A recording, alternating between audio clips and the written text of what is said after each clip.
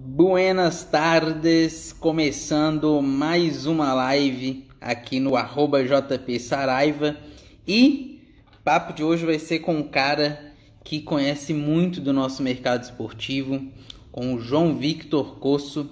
Ele, como eu disse aí na chamada para a live, ele é o gestor da agência Comunicarels, ele é o gestor do Coelho Futsal, que é o time de futsal do América Mineiro. E também ele é o responsável por toda a comunicação e marketing da Arena Indepa, que é o estádio de Independência aqui de Belo Horizonte. Então, nesse papo de hoje que eu vou ter com o João Victor, a gente vai falar um pouquinho sobre todo esse panorama, né, do mercado esportivo. Ele atua em mais de uma frente aí, então ele vai poder fazer alguns comparativos bem legais também para a gente. Vou chamar ele aqui agora, esse papo.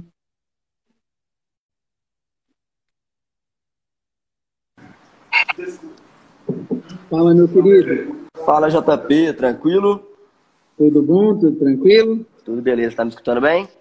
Joia, aqui tá ok. Eu vou perguntar pro pessoal que tá entrando aí se o nosso áudio tá beleza, se a imagem também tá tranquila, só pra gente dar continuidade aí. Tranquilo. Fechou aí? Vocês vão Demais. informando pra gente. João, para começar, eu queria que você se apresentasse um pouquinho aí para quem não te conhece, né? Conta um pouquinho de quem que é o João Victor e como que ele começou aí, como que o futebol chegou até ele, ou ele chegou até o futebol. Conta aí pra gente. Então, cara, primeiramente te agradecer a oportunidade de estar aqui na live. Eu acho que todo esse espaço, quando a gente está falando do nosso trabalho, ele é sempre muito gratificante, né? Poder trocar essa ideia sobre o que a gente está vivendo, sobre marketing esportivo, né? Sobre aquilo que a gente trabalha, aquilo que a gente aprende, estuda. Sem dúvida. João Victor Cosso Gomes, tenho 24 anos, sou publicitário formado na PUC aqui de Belo Horizonte. Falando um pouco de futebol na minha vida, né, que é o nosso assunto. Meu avô, Hélio Cosso, foi árbitro de futebol, né, na década de 70 e 80. Meu avô foi árbitro CBF, CBD, né, na época.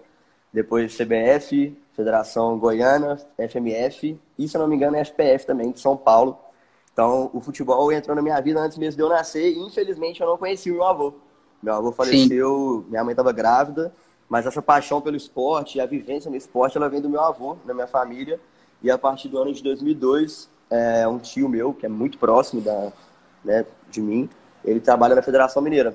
E aí, de 18 anos para cá, eu tenho essa convivência assim, quase que diária na minha vida de esporte. Eu sempre frequentei estádio desde pequeno, então quando minha família ia trabalhar, né, o meu tio e tal, eu chegava no estádio 8 da manhã para o jogo 4 da tarde e ficava até 10 da noite, que era o horário de ir embora do pessoal que estava trabalhando. Então, comecei a conviver com o futebol muito novo, mas essa paixão e esse momento relacionado ao futebol entrou na minha vida por conta do meu avô.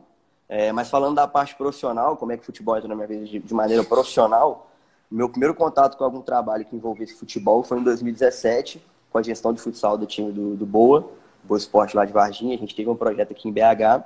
E em 2019, né, a minha agência, Comunicarels, começou a cuidar das mídias sociais da Arena Independência. Então, isso foi Foi os meus primeiros Boa, contatos. né? O futsal do Boa foi a minha primeira experiência como gestão esportiva, e aí claramente envolve a parte de marketing, comunicação, que elas estão diretamente ligadas, né, para fazer o projeto dar certo. Sim. Então, essa é a minha primeira experiência trabalhando em 2017 com Boa. Isso trabalhando diretamente, porque eu trabalhei na Federação Mineira de Futebol também, de 2014 a 2016, né, em quadro móvel, viajando para jogos, como representante ou como fiscal de arrecadação, algumas funções mais de logística. Legal. E, João, como que surgiu aí a questão da Arena Indepa? Você iniciou esse projeto aí para cuidar, né, da comunicação. A Arena Independência antes ela não tinha nenhum tipo de comunicação. Digitalmente, ela como se ela não existisse assim, e aí você chegou para dar uma revitalizada nessa comunicação. Como que iniciou isso? Como que foi feita essa mudança aí? Cara, a Comunicarels, que é a minha agência, junto com amigos de faculdade, de escola, ela existe desde 2017, mas a gente teve essa primeira oportunidade de trabalhar com a Arena em maio de 2019. A Arena Independência, ela nunca teve um departamento de comunicação que tivesse especialização na área de redes sociais, que é o que a gente faz aqui na ELS. Então, de 2019 para cá, a gente começou a trabalhar nessa área dentro do estádio. E, né, por ser de uma escola mais nova da área da publicidade, do marketing esportivo ou em geral, a gente começou a trazer para dentro do estádio algumas perspectivas que a gente tinha de consumo de mercado mesmo, né? Algo que a gente vivia tanto na faculdade quanto no nosso dia a dia. E todo mundo que está envolvido na Comunicarelos tem um elo muito forte com o futebol. Então, esse processo de estudo, aqui na Comunicarelos a gente faz muito isso, independente do cliente, né? Porque temos muitos clientes na parte esportiva, mas temos alguns outros clientes de outros nichos. Mas toda vez que a gente tem um cliente aqui na Comunicarelos, a gente estuda principalmente os concorrentes. Então, a gente começou a entender como que os outros estádios trabalhavam nesse aspecto. E a Federação Mineira de Futebol também foi um case legal assim, que a gente pegou para entender o que eles faziam em relação aos jogos. E começamos a fazer um estudo, né, de mercado para a gente entender como que a gente poderia trabalhar em relação à Arena Independência. Então, esse trabalho começou em 2019. A gente até brinca que o primeiro jogo que a gente trabalhou foi a final do Campeonato Mineiro de 2019, o segundo jogo, que foi no Independência. Então, a gente já começou num turbilhão, né, de emoções e de problemas. Mas foi muito positivo pra gente. Foi algo muito legal, assim, começar num jogo como esse. Mas aí, de 2019 para cá, o Independência também nos dá muita liberdade, né, para conseguir executar tudo aquilo que a gente imagina na parte de marketing esportivo dentro do estádio.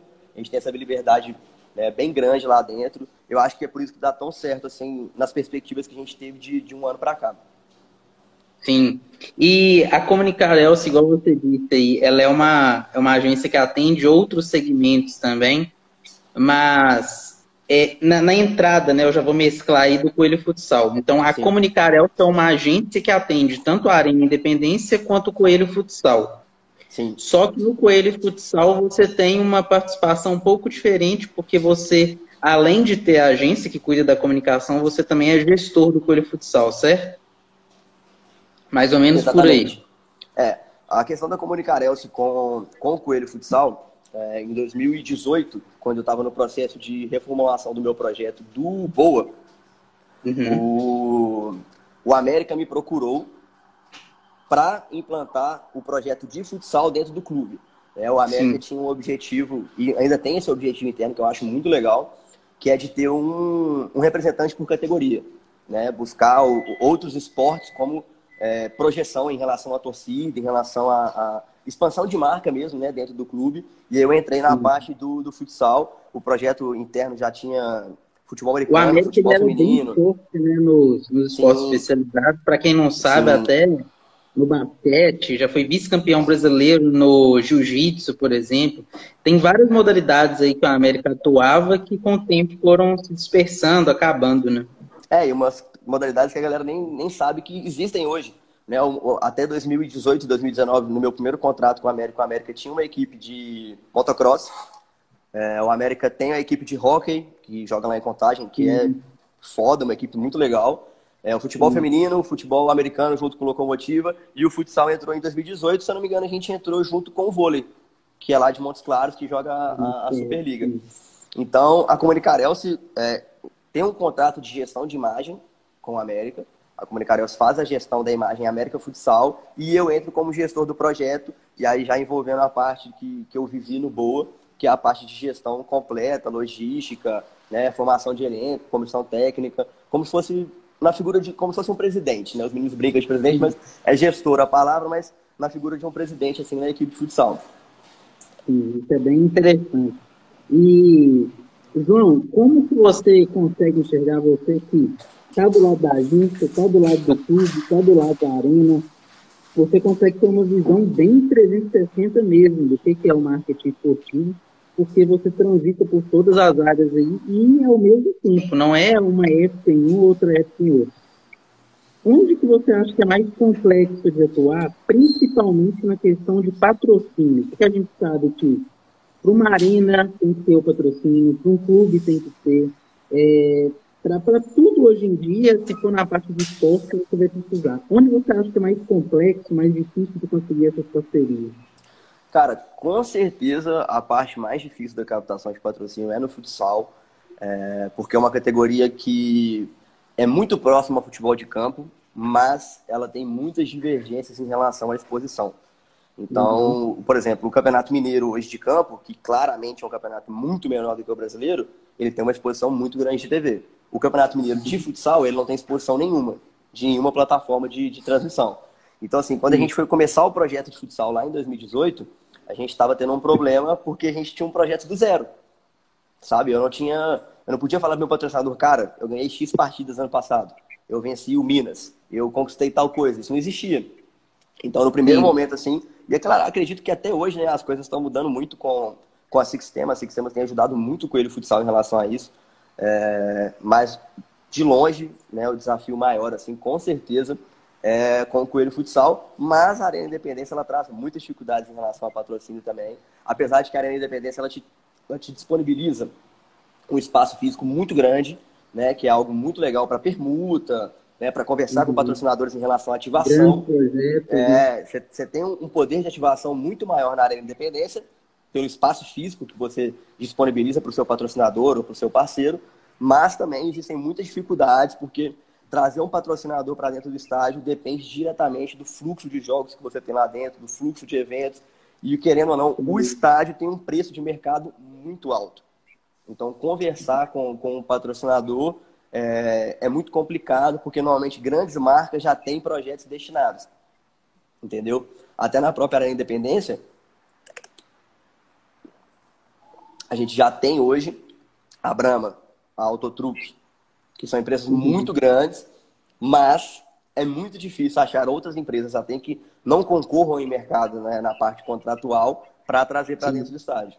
Então, o processo mais difícil, com certeza, é do futsal, mas a Arena Independência também traz muitas dificuldades em relação a isso. E seus obstáculos aí também, né? E, João, você até citou aí a Sixtema, ela é a patrocinadora, né, master do Coelho Futsal.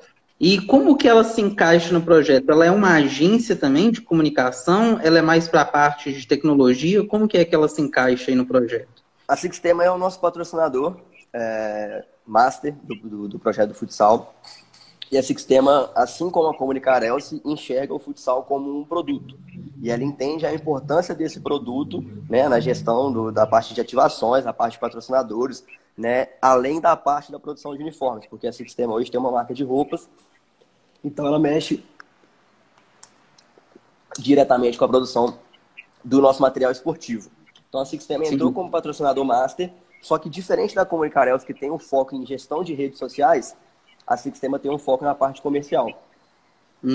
Então a Sixtema dá o auxílio total ao projeto Coelho Futsal na parte comercial, na parte de ativação, na parte de busca de parceiros, né, de novos patrocinadores, de novas ativações. Então eles participam diretamente do nosso projeto como patrocinador, como investimento financeiro, mas como investimento de tempo comercial também. Entendi. Bacana. João, falando um pouco sobre toda essa correria aí do dia a dia, sobre o Match Day, conta um pouquinho aí para quem está acompanhando a gente aqui, até aproveitar e pedir para o pessoal tirar um print aí, depois compartilhar lá nos stories, marcando @JPSaraiva e o Instagram do João também, do Brinde Bola. Como que é um dia de jogo na Arena Independência? Por exemplo, se o jogo vai ser às 19 horas, ou vai ser às 19h30, por exemplo. Seu dia começa como? O que você tem que fazer nesse dia? O dia começa cedo, é longo, é muito detalhe? Como que funciona? Vou citar os nossos dois âmbitos, né? Que a gente está vivendo agora uma pandemia, então os nossos jogos são sem torcida. Mas vou começar pelo dia que temos torcida, né? No momento normal, assim, da vida. O jogo para a parte de comunicação, né? Para a área de comunicação, ele começa pelo menos 2, 3 dias antes, né? Que é quando a gente prepara as primeiras publicações, as primeiras artes. A gente faz o nosso conteúdo digital para apresentar para o próprio estádio, né? Para fazer as inserções nas nossas redes sociais. Então, a gente começa 2, 3 dias antes. No dia do jogo, se o jogo é 7 da noite, provavelmente 8, 9 da manhã, a nossa parte administrativa já está na Arena Independência.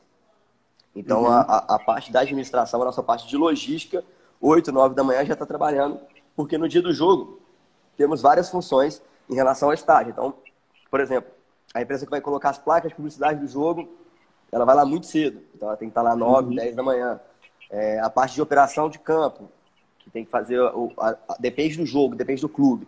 Mas aí você tem o corte do campo, você tem irrigação. Então, o nosso dia na Arena Independência, ele começa pelo menos 10 horas antes do jogo, falando da parte operacional, né? Porque Sim. se for citar a parte de comunicação, a gente começa pelo menos 2, 3 dias antes.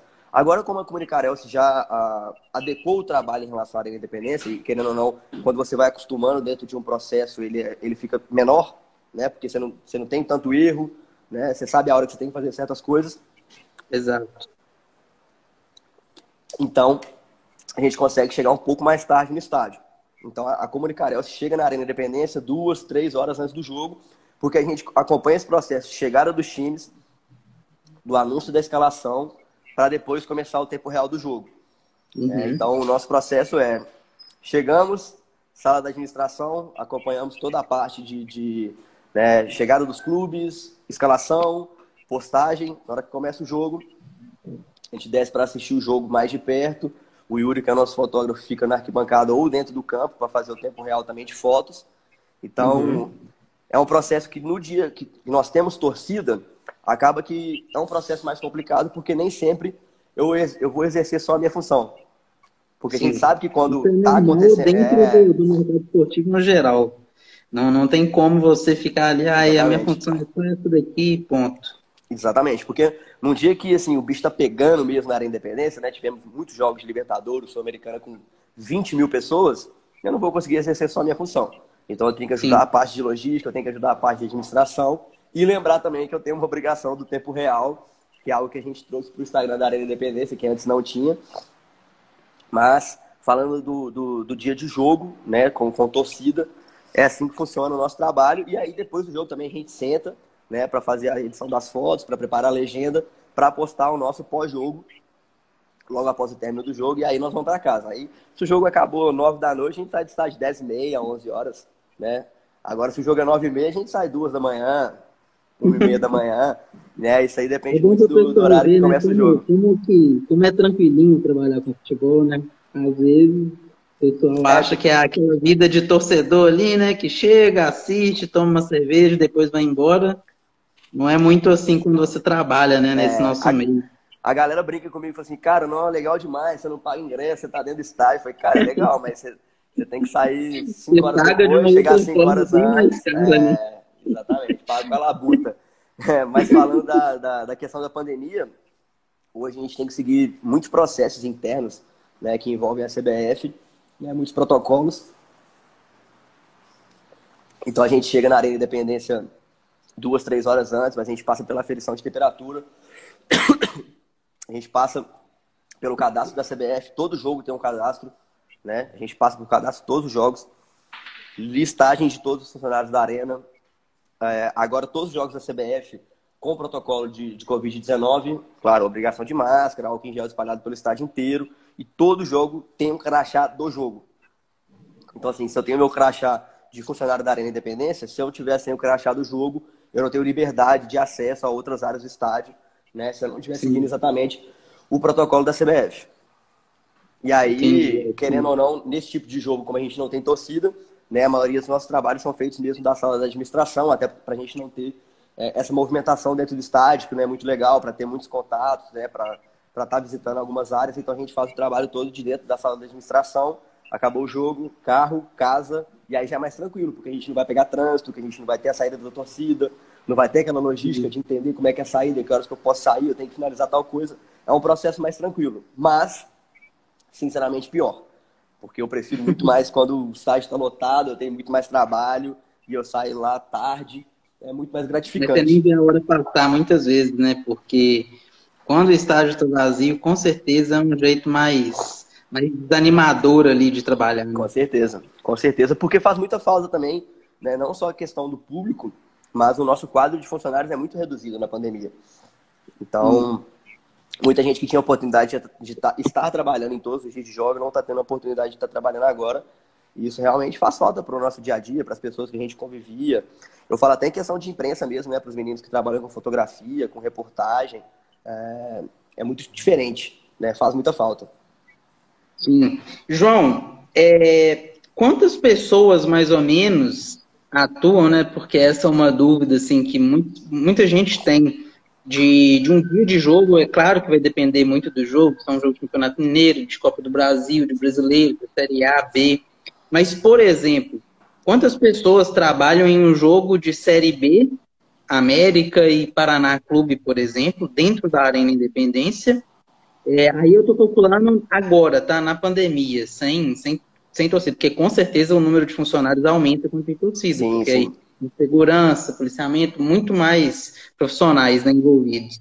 E num jogo de Série A, por exemplo, Atlético e Corinthians, vão jogar lá no Independência também. Você tem uma ideia mais ou menos assim de qual que é a média de pessoas que trabalham durante esses jogos internamente? Não, assim, falando em questão da pandemia, por regra da CBF, por protocolo, né, o estádio tem direito a 48 funcionários na Série A e 32 funcionários na Série B. Uhum. Isso são Tem- funcionários que são bancados pela CBF, que você disse, quando Não, você disse que tem direito? Ou são não, os esse é o funcionários. número limite? É o número limite, né? E no caso dos 48 da Série A e 32 da Série B, e falando de pandemia, ele já envolve o nosso quadro de limpeza, o nosso quadro de segurança, o nosso quadro de tudo. Então, todas as partes de logística dentro do estádio, na pandemia, tem que envolver nesses 32 nomes que a gente tem.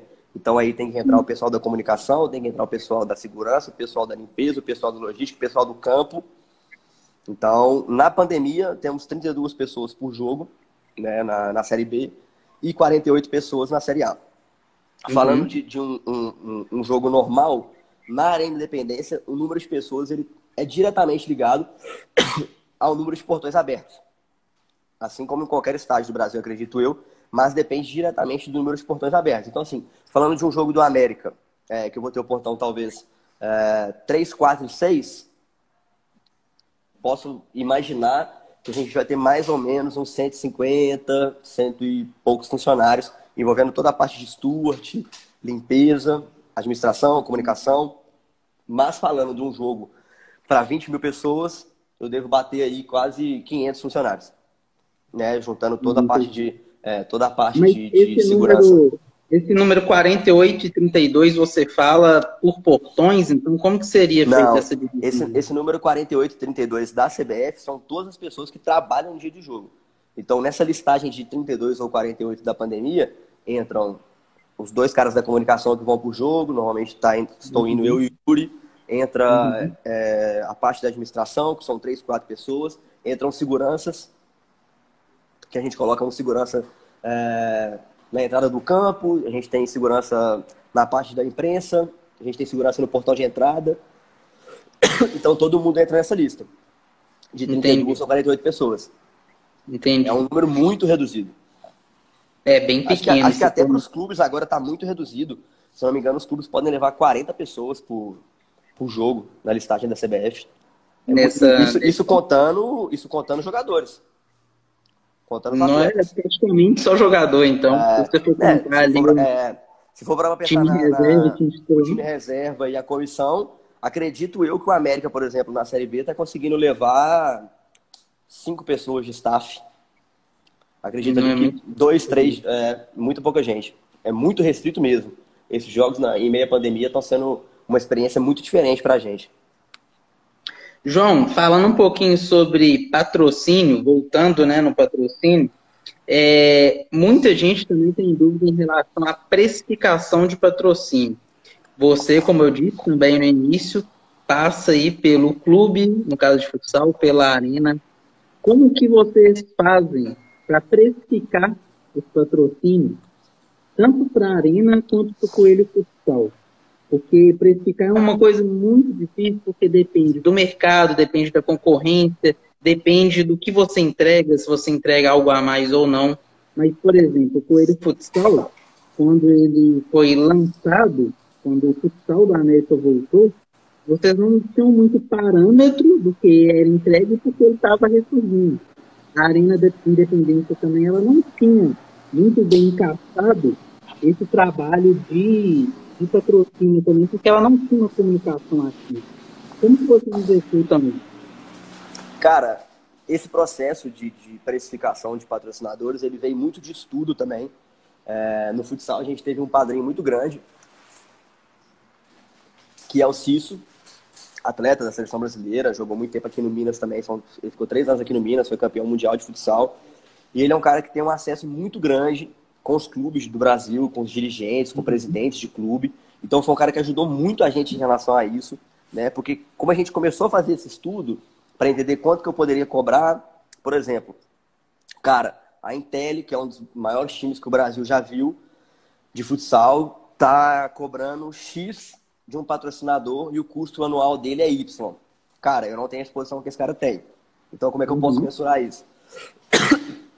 A gente trabalhou dessa forma, né? De entender quanto que a pessoa cobrava, quanto o clube cobrava, o que ele poderia entregar e trazê-lo para a nossa realidade, né? Por exemplo, se eu não tenho a questão da exposição, qual que é a exposição que eu posso ter em relação ao futsal?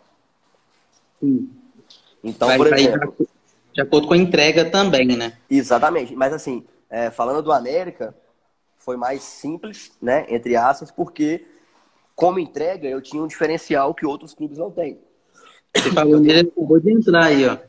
O homem tá aí. Eu tenho um diferencial que os outros clubes não têm. Eu tenho um time de camisa. Então eu consigo entregar para um patrocinador algumas ações que também envolvem o futebol de campo.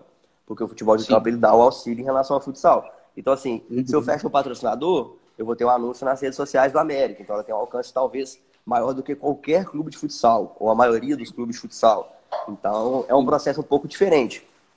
Então veio de muito estudo, né, para entender esse processo, para saber como que isso acontecia, né, de precificação. É um aprendizado constante, porque o preço que eu cobrava do meu patrocinador em 2019 não é o meu preço de 2020, porque se eu tenho êxito dentro de quadra, se eu tenho resultado em redes sociais, se eu tenho um engajamento melhor, né, se eu estou tendo uma exposição legal, o meu preço aumenta. Então eu já começo a entender, diante do meu custo, que é a minha base, né, de pensamento, quanto que eu posso cobrar e como que eu vou trabalhar. Cara, se eu te entreguei X ano passado, esse ano eu consigo te entregar mais.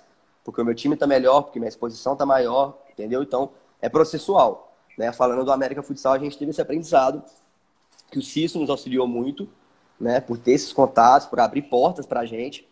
Mas falando da Arena Independência, assim como o Coelho Futsal, a gente também teve um processo de estudo. Mas quando a gente entrou na Arena Independência, a Arena já tinha alguns patrocinadores. Então a gente já sabe, né, o preço desses patrocinadores, que já estavam no estádio, então a gente consegue ter essa mensuração interna. Eu já sei como é que a gente trabalha, eu já sei o que a gente faz. Exatamente. E aí, talvez o nosso processo dentro da Arena Independência, ele foi um pouco diferente, né, do processo de captação de patrocínio financeiro, que é um processo um pouco mais complicado. E a gente começou a entender como na parte de troca, de permutas, o estádio poderia ter alguns benefícios. Né? Porque, a gente, como eu te falei no começo da live, a gente tem um espaço físico muito grande. Então, eu tenho um poder de troca muito grande. Então, como é que eu posso trazer benefícios para dentro do estádio com o sistema de permutagem? Então, esse foi um processo que a gente começou a entender, né, para fazer acontecer. Vou te citar um exemplo, que teve agora em 2020. O nosso contrato com a Century, que é a de internet, Telecom, né? De internet, hoje ele é permuta por conta das nossas redes sociais. Então a gente consegue ter a estruturação de internet do estádio vinculada diretamente ao processo de comunicação que a gente fez.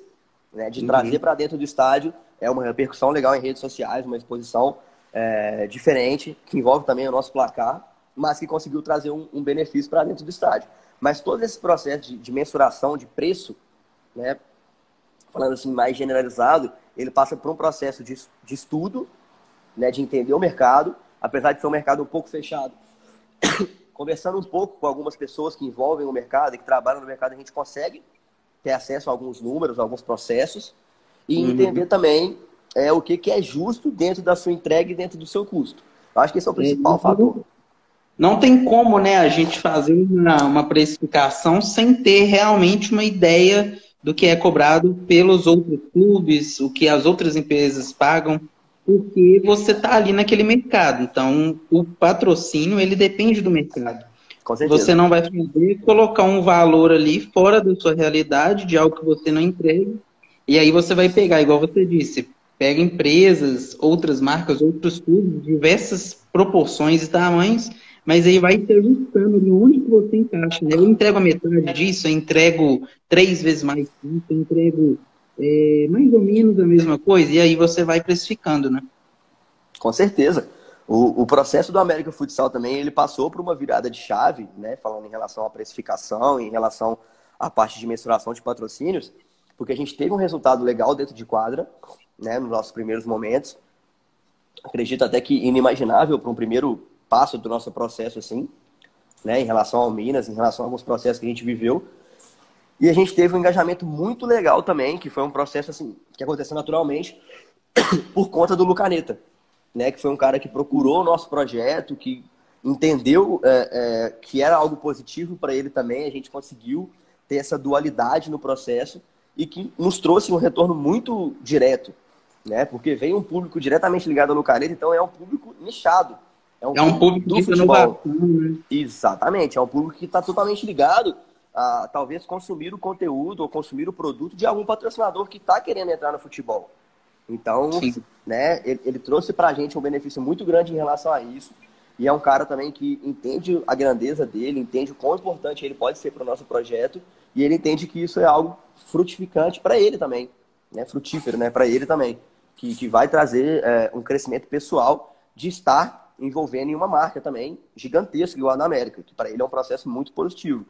Né, a gente teve essa virada de chave pelo resultado dentro de quadra, porque se você não está bem dentro de quadra, dentro de campo, não resolve. Diretamente o seu patrocínio ele vai ficar um pouco menor, né? Porque você não está entregando resultado, né? E se tem só notícia ruim, o seu valor de mercado cai. E a gente também trouxe essa questão do engajamento nas mídias sociais, que foi um processo muito legal para a gente, assim, de entender o poder que isso poderia ter, né? Falando assim, em números mesmo, no nosso primeiro ano de projeto, estamos com um número maior de seguidores que o Minas Tênis Clube, que é a equipe que mais disputou a Liga Nacional até hoje. Estava presente em todas as edições. Então é um processo muito legal para a gente de entender esse crescimento. Show demais, João. João, queria te agradecer demais aí por essa live, passar um pouco dessa sua experiência, dessa sua estruturação de mercado, passando aí por todos os lados do marketing esportivo. E queria finalizar pedindo para você deixar uma dica aí para quem já atua na área, para quem quer atuar com marketing esportivo, deixa uma dica aí de algum aprendizado que você teve nesses anos aí de experiência. Para você, o que seria uma dica legal, assim, de algo que você viveu e sabe que é importante saber? Cara, a gente conversa muito aqui no Comunicarel, inclusive estou aqui agora com todos os meninos de plateia me assistindo na live, mas algo que a gente conversa muito aqui e é um processo interno que a gente trabalhou tanto na Arena Independência quanto em todos os clientes que a gente tem. Pegue ótimas referências, né? Porque, cara, temos inúmeros cases de ótimas referências até perto da gente mesmo, falando da parte esportiva. Então, cara, se for falar de dica, que é algo que diretamente a gente vive aqui, pegue boas referências. Viva de boas referências, né? Ninguém vai inventar a roda, né? Muito difícil surgir algo 100% novo.